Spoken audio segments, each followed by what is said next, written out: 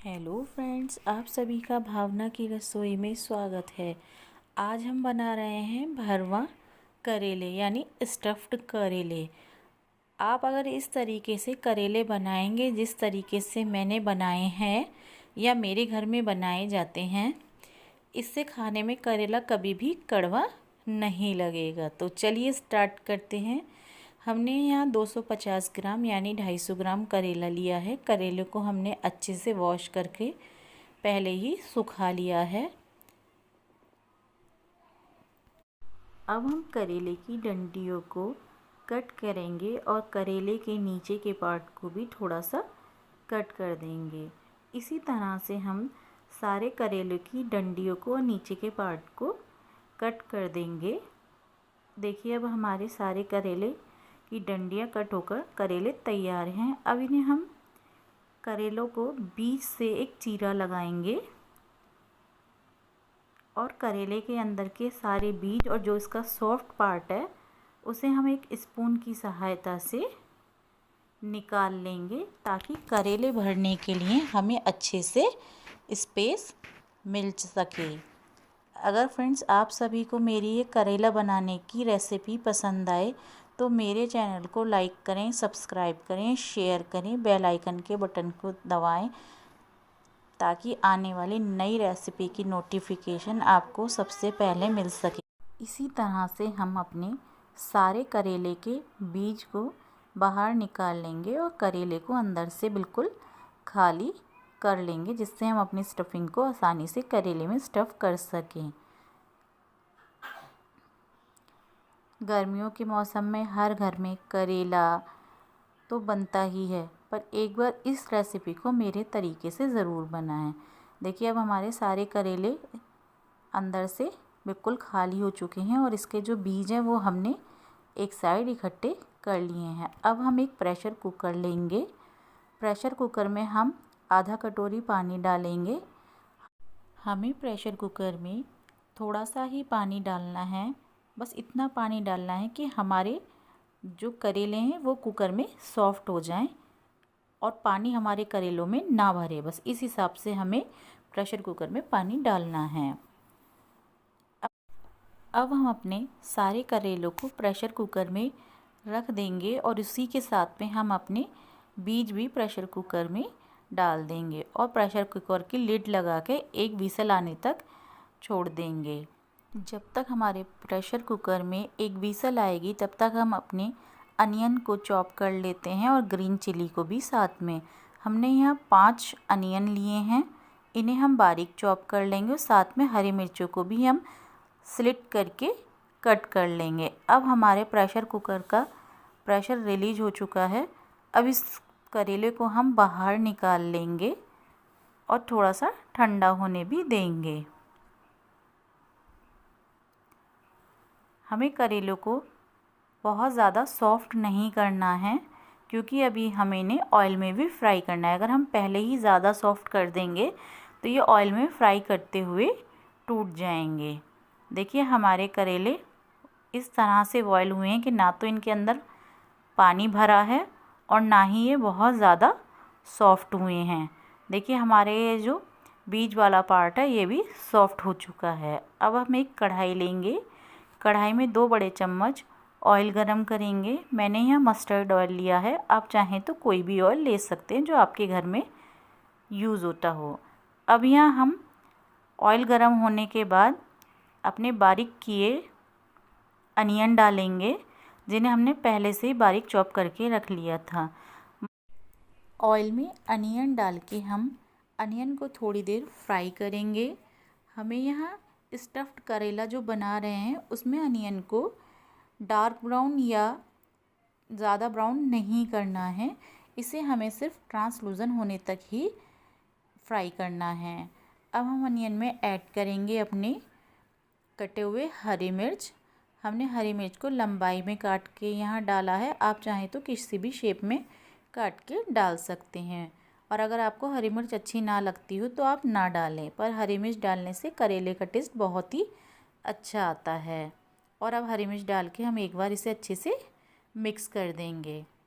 अब हम इसमें डालेंगे करेले का बीज वाला पार्ट यह भी अनियन के साथ थोड़ा सा फ्राई होके सॉफ्ट हो जाएगा और इसका टेस्ट भी थोड़ा सा और बढ़ जाएगा, क्योंकि ये हल्का पहले ही फ्राई हो जाएगा, इसलिए इसका टेस्ट और अच्छा आएगा। इसको हम करछी से थोड़ा सा मैश करते हुए फ्राई करेंगे ताकि बीज अच्छे से टूट जाएं। अब गर्मियाँ स्टार्ट हो चुकी हैं और करेले सभी के घर में बनते हैं, चाहे वो स्टफ़्ड बने या कट कर बने। पर अगर आप जब भी स्टफ़्ड करेले बनाएं, मेरे इस तरीके से एक बार करेले बनाएं तो आपके स्टफ़्ड करेले कभी भी कड़वे नहीं बनेंगे। फ्रेंड्स, इस तरीके से एक बार स्टफ़्ड करेले ज़रूर बनाइएगा और अपना फीडबैक मेरे चैनल पर ज़रूर दीजिएगा। आपके करेले इस तरीके से कभी भी कड़वे नहीं बनेंगे। अब हमारे प्याज को भूनते हुए 2 से 3 मिनट का समय हो चुका है। अब देखिए हमारे प्याज इस तरीके से ट्रांसलूज़न हो चुकी है। अब इसमें हम अपने ड्राई स्पाइसेस ऐड करेंगे। हमें यहाँ प्याज को डार्क ब्राउन नहीं करना है। अब हम इसमें डालेंगे 1.5 टीस्पून धनिया powder, 1/2 teaspoon red chilli powder, 1/2 teaspoon हल्दी पाउडर,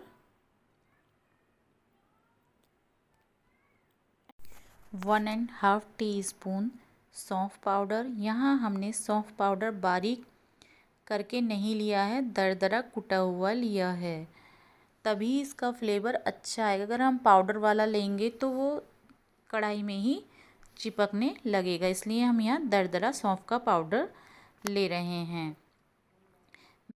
मैंने इस तरीके से भरवा करेले अपनी नानी और मम्मी से बनाने सीखी हैं। इस तरह से करेले बनाने से कभी भी करेलों में कोई कड़वाहट या कड़वापन नहीं रहता है। करेले बिल्कुल नॉर्मल सब्जियों की तरह ही टेस्टी लगते हैं। अब इन मसालों को और प्याज को हम अच्छे से आपस में मिक्स कर देंगे, जिससे हमारे मसाले अच्छे से भुन जाएं प्याज के साथ। इन्हें हमें जलाना नहीं है और बिल्कुल धीमी आंच पे ही मसालों को हमें भूनना है। अब इसमें हम डाल रहे हैं लगभग 1 टीस्पून नमक। नमक यहाँ आप स्वाद अनुसार डाल लें और इसे अच्छे से मिक्स करेंगे, ताकि नमक डालने के बाद हमारा अनियन जो थोड़ा सा पानी छोड़ दे और हमारे मसाले अच्छे से भुन जाएं। अब इन्हें हम इसी तरह से चलाते हुए भूनेंगे ताकि हमारे मसाले जले ना। अब हमारे मसाले थोड़े से भुन चुके हैं। इसमें अब ऐड करेंगे हम 1.5 टीस्पून पानी। हमें यहाँ ज़्यादा पानी नहीं डालना है। अगर हम यहाँ ज़्यादा पानी डालेंगे मसालों को भूनते हुए तो हमारे ये मसाले की जो स्टफिंग बन रही है वो थोड़ी पतली हो जाएगी और हम उसे करेलों के अंदर अच्छे से स्टफ़ नहीं कर पाएंगे और वो स्टफिंग बाहर निकलेगी। इसलिए हमें इसे बहुत कम पानी डाल के ही भूनना है। अब हमारी स्टफिंग लगभग भुनकर तैयार हो चुकी है।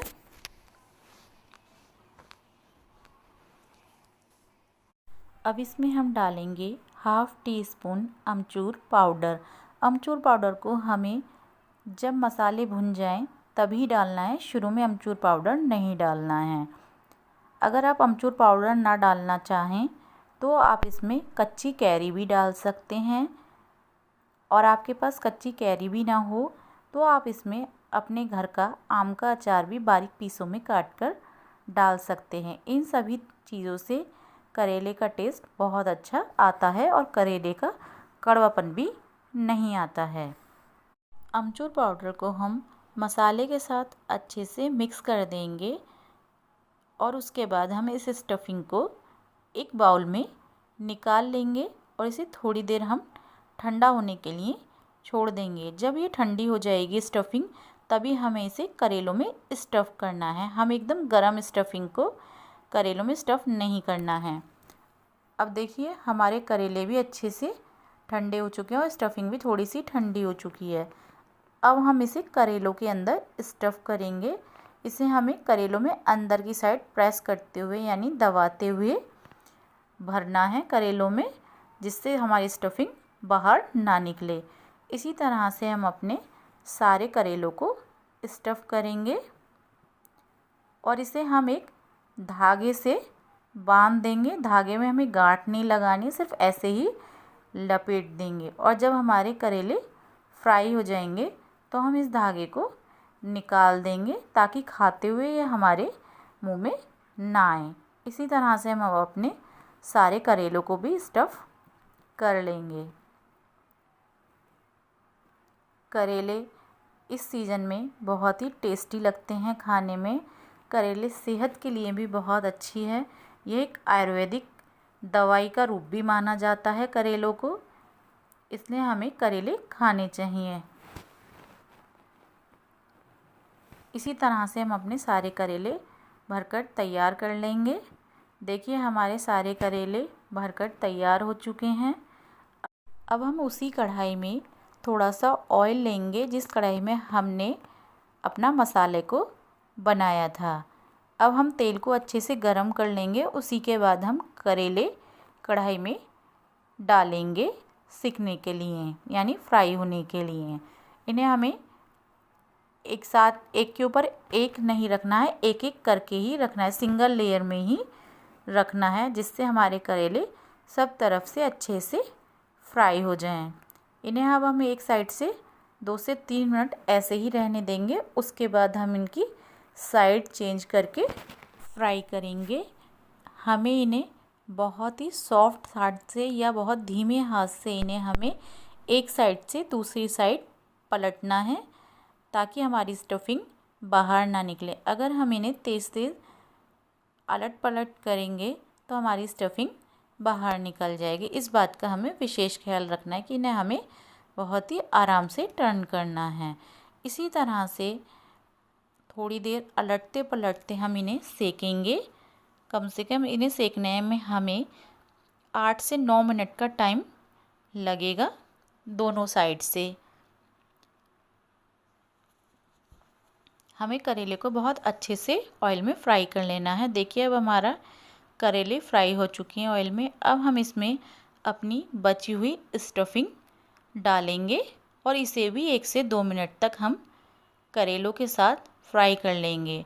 अगर आपकी स्टफिंग बचती है तो आप इसी तरह से करेलों के साथ थोड़ी देर फ्राई कर लें और फिर इसे सर्व करें। और नहीं बचती है तो आप ऐसी सिंपल करेला होल का होल यानी पूरा का पूरा करेला ऐसे ही सर्व कर सकते हैं।